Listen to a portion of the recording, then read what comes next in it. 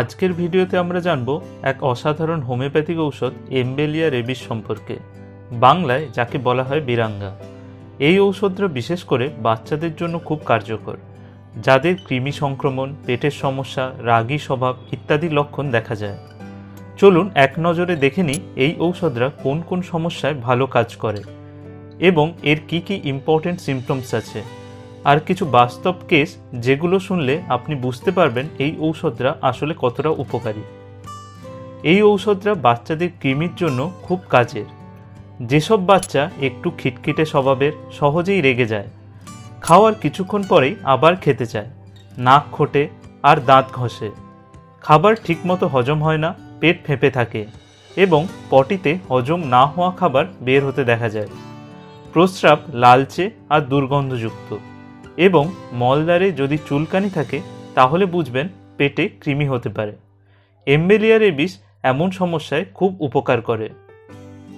এমবেলিয়া rabies হচ্ছে কৃমির খুব ভালো হোমিওপ্যাথি ঔষধ। তবে শুধু কৃমি না, এর সঙ্গে আরও অনেক সমস্যায় এটা খুব উপকার করে।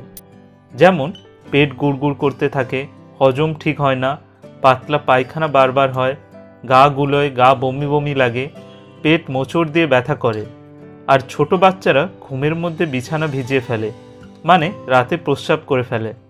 এই সব উপসর্গে এমবেলিয়া রেবিস খুব ভালো কাজ করে। এছাড়াও এটা হজমে সাহায্য করে এবং প্রস্রাব পরিষ্কার করতেও সাহায্য করে।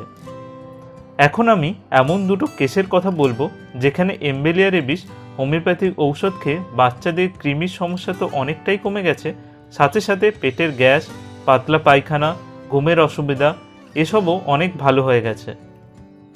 একদিন আমার চেম্বারে এক মা এলেন তার 5 বছরের ছেলে রাহুলকে নিয়ে।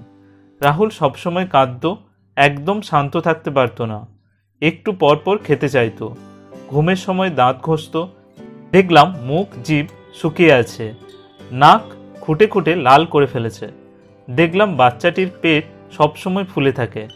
মা বলল কয়েকদিন ধরে বাচ্চাটির পটি ভালো হচ্ছে না এবং প্রস্রাব গন্ধযুক্ত আর লালচে ধরনের হয়।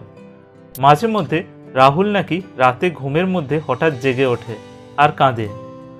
আমি ডিটেলস কেস হিস্ট্রি নিয়ে তাকে এমবেলিয়া রেবিস 1X দিলাম, দিনে 2 বার করে।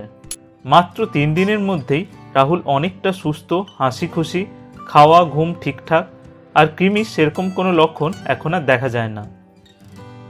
এবার আসবো আরেকটা কেস নিয়ে। একজন শিক্ষক তার 6 বছরের ভাগ্নিকে নিয়ে আমার কাছে এলেন। মেহেরুর নাম, খুব বুদ্ধিমান মেয়ে, কিন্তু হঠাৎ করে খিটখিটে হয়ে গেছে। সে খাওয়ার পরে বারবার খেতে চাইতো, মুখে লালা পড়তো, দাঁত ঘষত, ঘুমে চমকে উঠত, পেট ফুলেছিল, ঘন ঘন পায়খানায়ও যেত, কিন্তু ঠিকঠাক হতো না। আমি মেহেরুনকে এমবেলিয়া রেবিস 3X দিলাম, দিনে 2 বার করে। 15 দিনের মধ্যেই দারুণ পরিবর্তন, মেয়েটা আগের থেকে এখন অনেকটাই ভালো আছে। এবার আসি এই হোমিওপ্যাথি ঔষধের ডোজ নিয়ে। সাধারণভাবে এমবেলিয়া রেবিস ঔষধটি 1X, 3X, 6X অথবা 30 পোটেন্সিতে বেশি দেওয়া হয়।